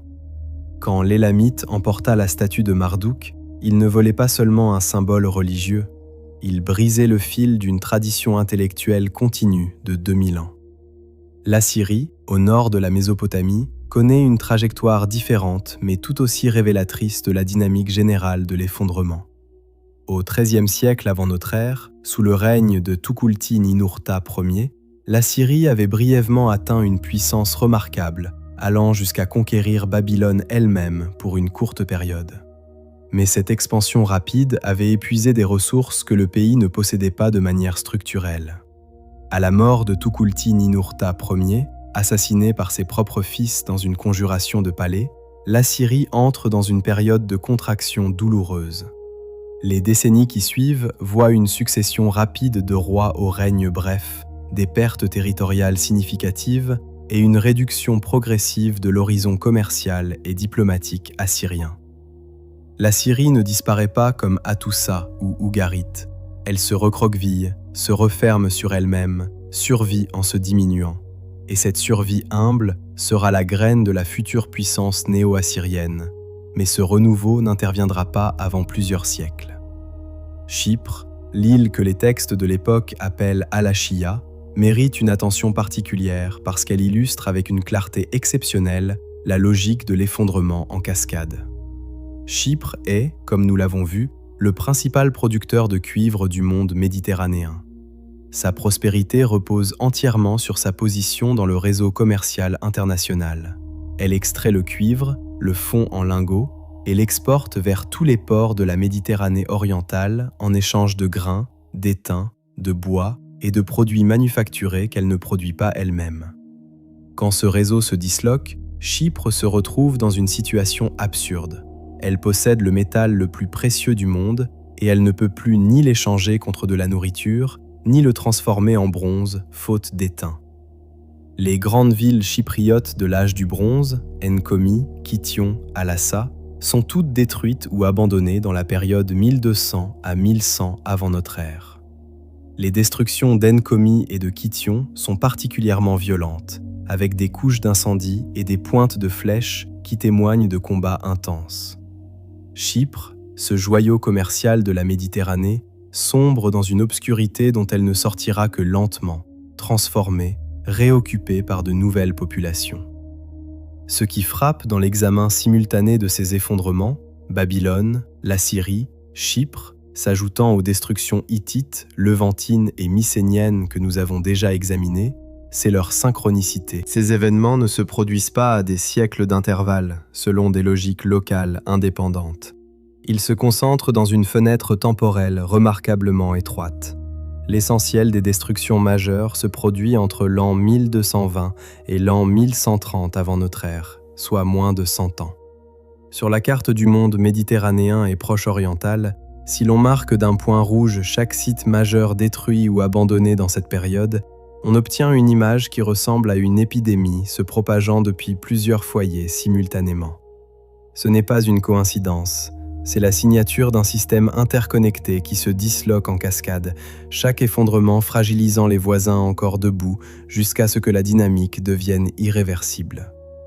Il y a un concept que les économistes modernes utilisent pour décrire ce type de phénomène, la contagion systémique. Quand les entités d'un réseau sont suffisamment interdépendantes, la défaillance de l'une d'elles ne reste pas localisée. Elle se propage à travers les connexions qui relient les entités entre elles, affaiblissant successivement chaque nœud jusqu'à menacer l'ensemble du système. Nous avons vu ce mécanisme à l'œuvre dans les crises financières modernes, où la faillite d'une banque peut déclencher une cascade qui menace des systèmes bancaires entiers. Les hommes de l'âge du bronze n'avaient pas de concept pour nommer ce phénomène. Mais ils le vivaient en temps réel, impuissants à comprendre pourquoi la chute d'Ougari rendait Babylone plus vulnérable, pourquoi la destruction des palais mycéniens appauvrissait les fonderies chypriotes, pourquoi la disparition de l'empire hittite privait la Syrie de partenaires commerciaux dont elle dépendait sans le savoir vraiment. Les textes de cette période qui nous sont parvenus contiennent une émotion qu'on ne rencontre pas souvent dans la littérature administrative de l'Antiquité, la stupéfaction. Le roi d'Alachia, qui écrit à Ougari pour l'avertir du danger, exprime une incompréhension authentique face à des ennemis qu'il ne sait pas nommer. Les scribes assyriens, qui enregistrent les pertes territoriales de leur roi, utilisent des formules laconiques qui ne peuvent pas masquer la déroute qu'elles décrivent. Un texte hittite tardif décrit la situation dans le pays avec des mots qui ressemblent à un aveu d'impuissance totale. Ces hommes, administrateurs et scribes formés depuis l'enfance à gérer les crises dans le cadre des outils institutionnels de leur époque, se trouvaient face à quelque chose qui dépassait entièrement ces outils. Ils continuaient à rédiger des rapports, à envoyer des lettres, à tenir des comptes, parce que c'était tout ce qu'ils savaient faire, pendant que le monde qui donnait un sens à ces activités se dissolvait autour d'eux. Posez-vous cette question. Combien de temps faut-il pour qu'une civilisation comprenne qu'elle est en train de disparaître ? La réponse, dans le cas de l'âge du bronze tardif, semble être « jamais tout à fait ». Les hommes qui vécurent l'effondrement le vécurent comme une série de crises successives, chacune grave mais en apparence surmontable, sans jamais percevoir la logique d'ensemble qui les condamnait tous. Ce n'est qu'aujourd'hui, avec les archives de dizaines de sites fouillés, les données paléoclimatiques, les analyses métallurgiques et les modèles de réseau, que nous pouvons voir ce qu'ils ne pouvaient pas voir. Et ce que nous voyons va maintenant nous conduire à la question la plus troublante de toute cette histoire. Pourquoi, quand tout cela fut terminé, personne ne reconstruisit ce qui avait existé ? Il y a une question que l'on ne pose pas assez souvent à propos de l'effondrement de l'âge du bronze, une question qui est pourtant la plus troublante de toutes. Pourquoi personne ne reconstruisit ? L'histoire humaine est peuplée de catastrophes suivies de reconstructions. Rome brûle sous Néron et se relève plus grandiose en quelques années. Bagdad est rasée par les Mongols en 1258 et retrouvent une vie urbaine active en quelques décennies. Après les grandes épidémies médiévales, les villes d'Europe se repeuplent, les routes commerciales se reconstituent, les structures politiques se reforment.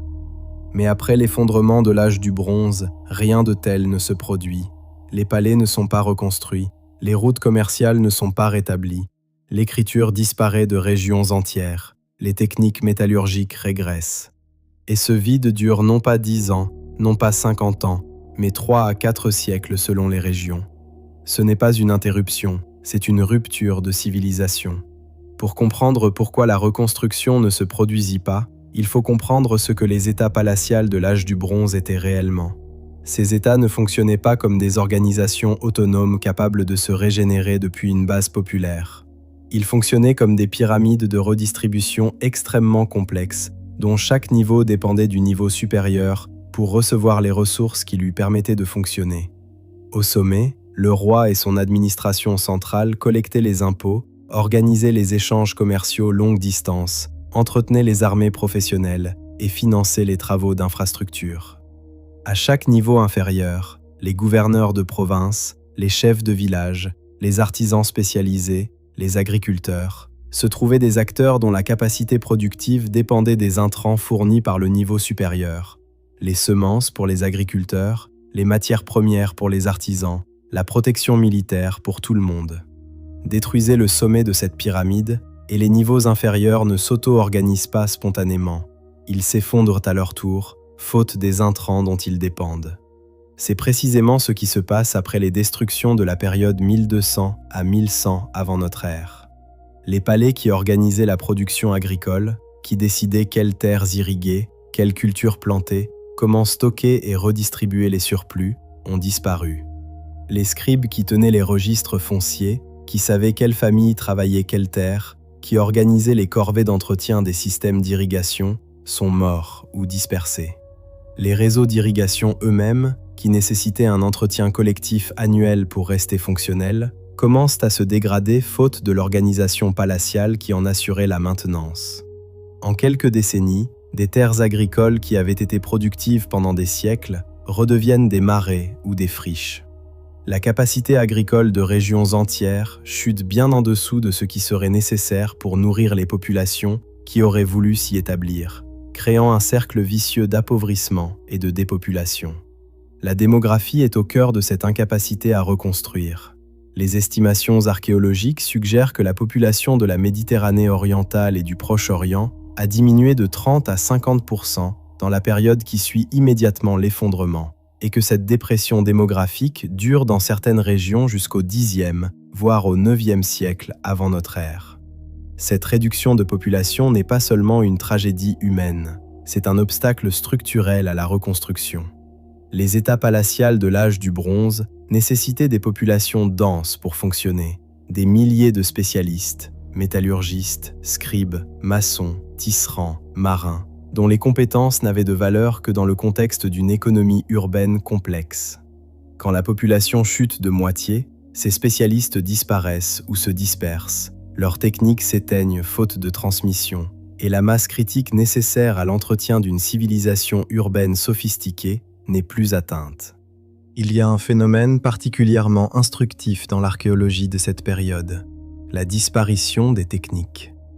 Certaines pratiques artisanales qui existaient de manière continue depuis des siècles cessent brusquement d'être attestées dans les contextes archéologiques post-effondrement.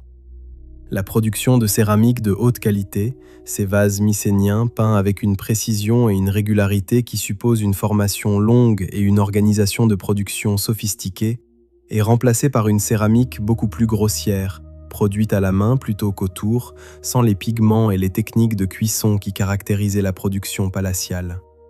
La construction en grand appareil de pierre taillée, qui avait produit les remparts cyclopéens de Mycène et de Tirynthe, disparaît complètement pendant plusieurs siècles.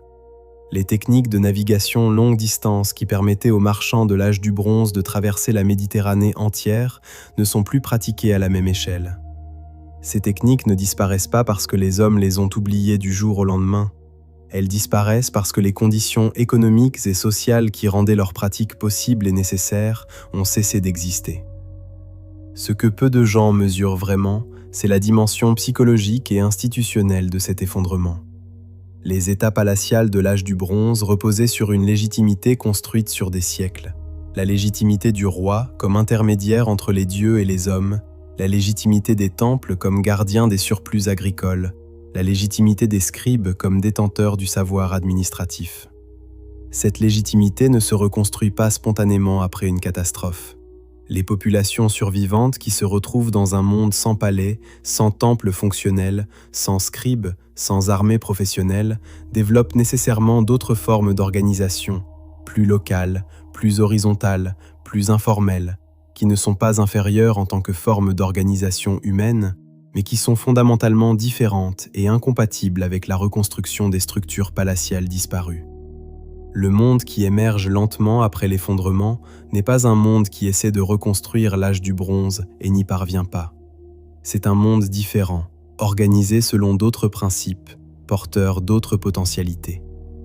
La grande régression qui suit l'effondrement de l'âge du bronze n'est pas uniforme. Certaines régions souffrent plus que d'autres, certaines se relèvent plus vite. La Mésopotamie, avec ses grandes plaines alluviales extrêmement fertiles et ses populations denses, ne sombre jamais dans l'obscurité totale que connaît la Grèce mycénienne. L'Égypte, qui a survécu à l'assaut des peuples de la mer, comme nous l'avons vu, maintient une continuité étatique et une vie urbaine, même si elle entre dans une période de déclin progressif et de fragmentation politique, la troisième période intermédiaire, qui durera 4 siècles. Mais même les régions les moins touchées connaissent une simplification radicale de leurs structures économiques et politiques, une réduction de leur horizon commercial, un repli sur des ressources et des échanges locaux qui contrastent brutalement avec le cosmopolitisme de l'âge du bronze. Vous commencez à voir l'image dans son ensemble. L'effondrement de l'âge du bronze n'est pas simplement la destruction d'un ensemble de bâtiments et d'institutions. C'est la dissolution d'un mode de fonctionnement de la société humaine, le mode palatial, redistribuant, interconnecté, qui avait mis des millénaires à se construire et dont les conditions de reconstruction ne seront réunies que plusieurs siècles plus tard, dans un contexte radicalement différent. Mais dans les décombres de ce monde disparu, quelque chose survit et germe en silence. De nouvelles formes d'organisation, de nouveaux peuples, de nouvelles technologies émergent lentement des cendres. Et parmi elles, une innovation simple et révolutionnaire va transformer pour toujours la relation entre les hommes et le métal, rendant inutile, à terme, le réseau commercial dont l'effondrement avait tout emporté. Dans les années qui suivent les grandes destructions, sur la côte levantine que les peuples de la mer ont ravagée et que les États palatials n'administrent plus, quelque chose d'inattendu se produit. Des villes qui n'étaient pas les plus puissantes ni les plus prestigieuses de l'âge du bronze, Tyr, Sidon, Byblos, survivent, se réorganisent et commencent à développer un modèle commercial d'une nature radicalement différente de celui qui les précédait. Là où le commerce de l'âge du bronze reposait sur des échanges entre États palatials, négociés par des diplomates et des fonctionnaires royaux, le commerce phénicien émergent repose sur des marchands privés, des réseaux familiaux, une prise de risque individuelle. Ces marchands phéniciens n'ont pas de grand empire derrière eux pour garantir leurs transactions. Ils ont leur réputation, leurs navires, et une innovation qui va changer l'histoire de l'humanité bien plus profondément que n'importe quelle bataille ou n'importe quel empire. Un alphabet. L'alphabet phénicien est l'une des héritières directes de l'écriture alphabétique ougaritique que nous avons évoquée au début de cette histoire. Cette écriture à 22 signes consonantiques qui permettait aux scribes d'Ougarit de noter n'importe quelle langue avec un système radical de simplicité comparé aux centaines de signes du cunéiforme mésopotamien ou du hiéroglyphe égyptien. Après la destruction d'Ougarit, cette tradition alphabétique ne disparaît pas entièrement. Elle se simplifie, se standardise et se répand à travers les réseaux commerciaux phéniciens qui commencent à sillonner la Méditerranée dès le XIe siècle avant notre ère. L'alphabet phénicien ne nécessite pas d'école palatiale pour être appris. 22 signes, quelques semaines d'apprentissage, et un marchand peut tenir ses comptes et rédiger ses contrats sans avoir besoin d'un scribe professionnel formé pendant des années. C'est la démocratisation de l'écriture, rendue possible par la destruction du système palatial qui en avait fait un monopole. Les Phéniciens ne sont pas les seuls survivants qui transforment leur héritage en quelque chose de nouveau. Dans les terres intérieures du Levant, dans les collines et les vallées que les destructions côtières ont paradoxalement mises à l'abri des pires violences, de nouvelles entités politiques se forment lentement à partir des populations déplacées et des communautés rurales qui ont survécu à l'effondrement.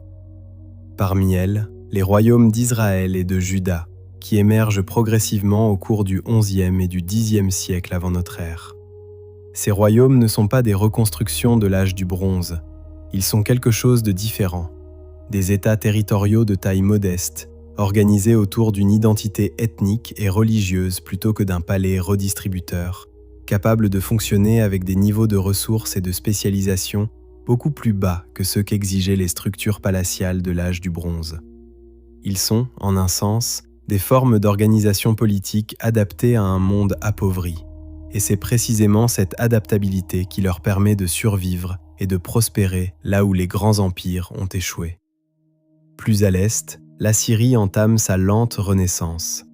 Nous avons vu qu'elle avait survécu à l'effondrement en se contractant, en se repliant sur un territoire réduit et des ambitions diminuées. Ce repli, douloureux sur le moment, s'avère être la condition de sa survie à long terme.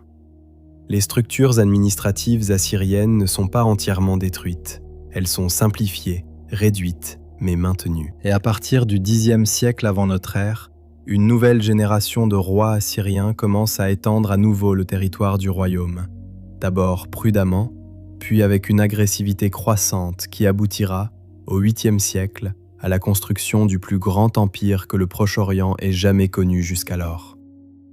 La Syrie néo-impériale est l'héritière directe de la Syrie de l'âge du bronze, mais transformée, durcie, réorganisée autour d'une machine militaire d'une efficacité terrifiante que ses prédécesseurs n'auraient pas reconnue. Mais la transformation la plus profonde et la plus durable qui émerge des cendres de l'âge du bronze n'est ni politique, ni commerciale, ni intellectuelle. Elle est métallurgique. Le fer. Ce métal que les forgerons de l'âge du bronze connaissaient, mais n'utilisaient que de manière marginale, trop dur à travailler avec les techniques disponibles, moins performant que le bronze pour la plupart des usages, va devenir, dans les siècles qui suivent l'effondrement, le métal dominant de la civilisation humaine. Le fer est révolutionnaire pour une raison simple et décisive. Il n'a pas besoin d'un réseau commercial longue distance pour être produit. Le minerai de fer existe dans presque toutes les régions du monde méditerranéen et proche-oriental. Un forgeron local, avec un four suffisamment chaud et les bonnes techniques, peut produire des outils et des armes en fer sans dépendre d'approvisionnements en étain venus d'Afghanistan ou en cuivre venu de Chypre. Le fer est le métal de l'indépendance, le métal qui libère la production métallurgique de la tyrannie des routes commerciales longue distance. La transition vers le fer n'est pas immédiate ni uniforme. Pendant plusieurs décennies après l'effondrement, les forgerons qui maîtrisent les techniques de travail du fer sont rares et leurs produits inégaux. Le fer carburé, ce que nous appelons l'acier, est encore difficile à produire de manière reproductible. Mais au fil du XIe et du Xe siècle avant notre ère, les techniques s'améliorent, se diffusent, se standardisent. Et une fois que le fer de bonne qualité devient accessible à des prix comparables au bronze, voire inférieurs, grâce à l'abondance du minerai, la transformation est irréversible.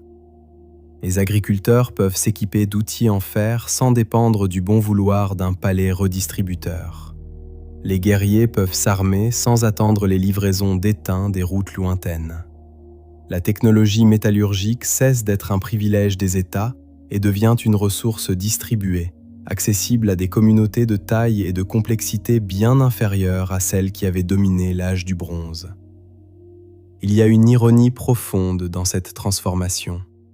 L'effondrement de l'âge du bronze, qui fut une catastrophe absolue pour les populations qui le vécurent, famine, destruction, dépopulation, régression culturelle, crée involontairement les conditions d'émergence d'un monde plus robuste, précisément parce que ce monde sera moins dépendant des interdépendances fragiles qui avaient condamné le précédent.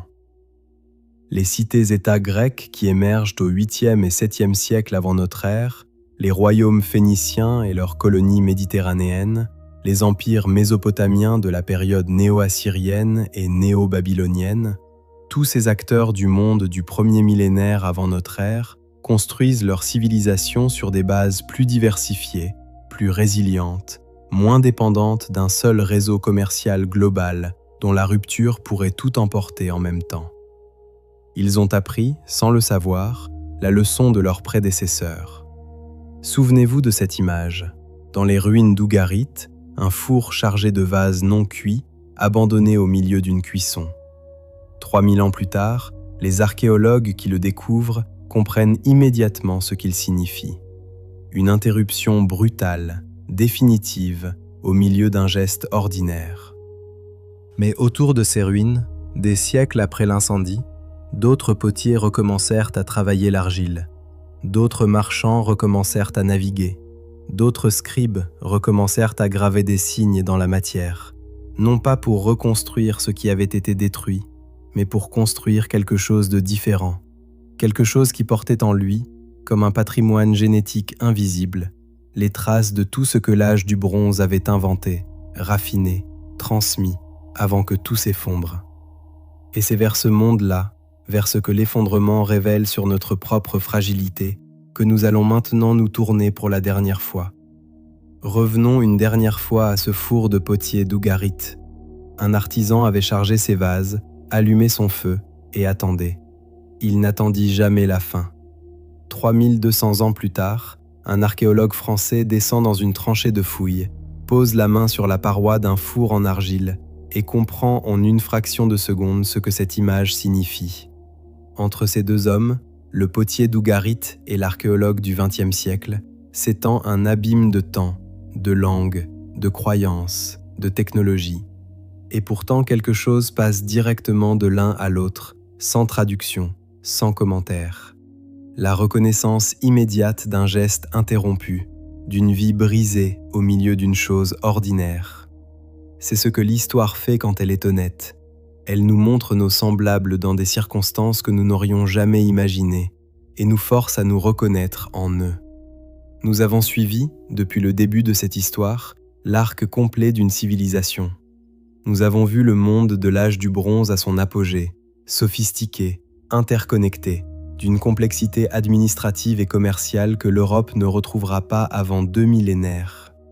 Nous avons vu les premières fissures, une sécheresse insidieuse, des récoltes insuffisantes, des lettres de plus en plus urgentes entre des rois qui commençaient à manquer de grains.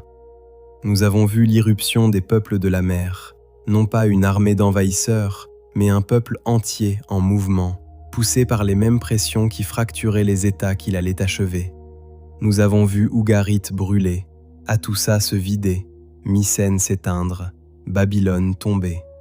Nous avons vu Ramsès III arrêter le torrent dans le delta du Nil, au prix d'un épuisement qui condamna l'Égypte à un long déclin.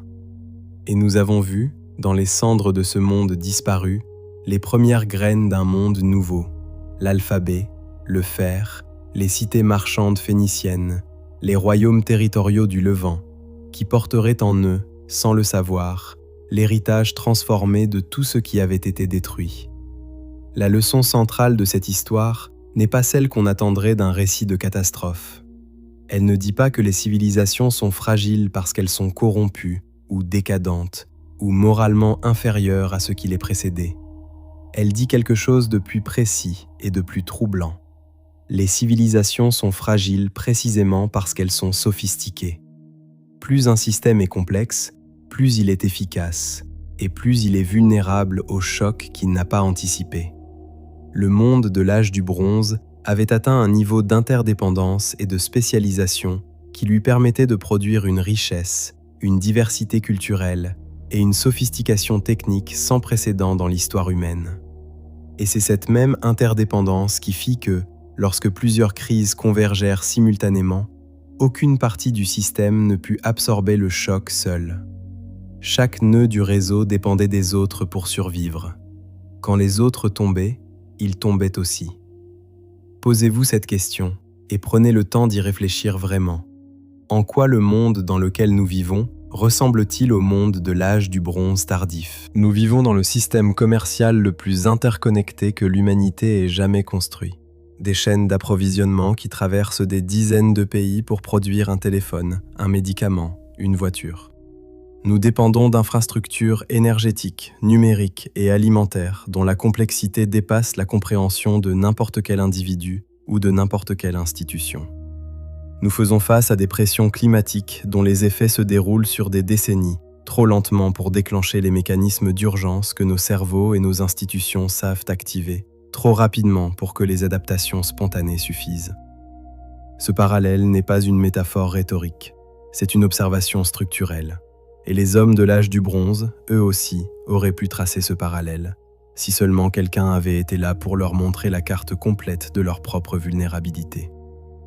Mais voici ce que l'histoire de l'effondrement de l'âge du bronze nous dit aussi, et qu'on oublie trop souvent dans les récits catastrophistes. La fin d'un monde n'est pas la fin du monde. Les hommes qui survécurent à l'effondrement ne disparurent pas. Ils s'adaptèrent, souffrirent énormément, perdirent une immensité de ce que leurs ancêtres avaient construit et reconstruisirent autre chose. L'alphabet que les Phéniciens développèrent dans les décennies qui suivirent la destruction d'Ougarit est aujourd'hui le fondement de la quasi-totalité des systèmes d'écriture utilisés sur la planète, du latin à l'arabe, de l'hébreu au grec, du cyrillique à l'éthiopien.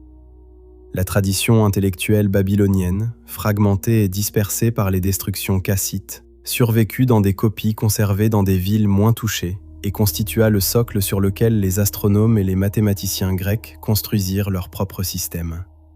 Les épopées homériques, ces fossiles littéraires d'un monde disparu transmis oralement pendant 4 siècles d'obscurité, devinrent l'un des textes fondateurs de la civilisation occidentale. La destruction totale d'un système peut être la condition de l'émergence d'un autre, plus robuste, plus distribué, plus capable de survivre aux chocs que le précédent n'avait pas su anticiper. Il y a une dernière image que je veux laisser avec vous. Dans les fouilles du site de Megiddo, en Israël, cette ville qui fut l'une des premières à tomber lors de l'effondrement du XIIe siècle avant notre ère, les archéologues ont retrouvé, dans la couche de destruction, le squelette d'un chien couché en position de sommeil contre le mur d'une maison. Autour de lui, les traces de l'incendie qui consuma la maison. Le chien ne fuit pas. Il dormait ou attendait le retour de ses maîtres, ou mourait simplement là où il se trouvait, sans comprendre ce qui arrivait. Cette image, un être vivant pris dans une catastrophe qui le dépasse entièrement, dans l'ignorance totale de sa propre fin, est peut-être la métaphore la plus juste que nous ayons de ce que fut l'effondrement de l'âge du bronze pour ceux qui le vécurent. Ils ne savaient pas, ils continuaient, et puis tout s'arrêta. Nous savons. Nous avons les tablettes, les carottes de glace, les analyses métallurgiques, les modèles de réseau. Nous pouvons voir la carte complète de ce qui s'est passé, comprendre les mécanismes qui ont transformé une civilisation brillante en ruine silencieuse en moins de 100 ans. Cette connaissance ne nous protège pas automatiquement, mais elle nous offre quelque chose que les hommes d'Ougarit et de Mycène n'avaient pas, la possibilité de reconnaître les signaux, de lire les lettres d'alarme avant qu'elles soient cuites dans l'incendie final, d'agir avant que le four reste chargé pour l'éternité. L'histoire de l'effondrement de l'âge du bronze est l'histoire d'un monde qui ne vit pas venir sa propre fin. Ce qu'on en fait, c'est notre affaire. Dans la prochaine histoire que nous raconterons ensemble, nous suivrons l'une des civilisations nées directement des cendres de ce monde disparu. Une civilisation qui connaissait les ruines pour y avoir grandi et qui construisit sur elles quelque chose que personne n'avait jamais vu.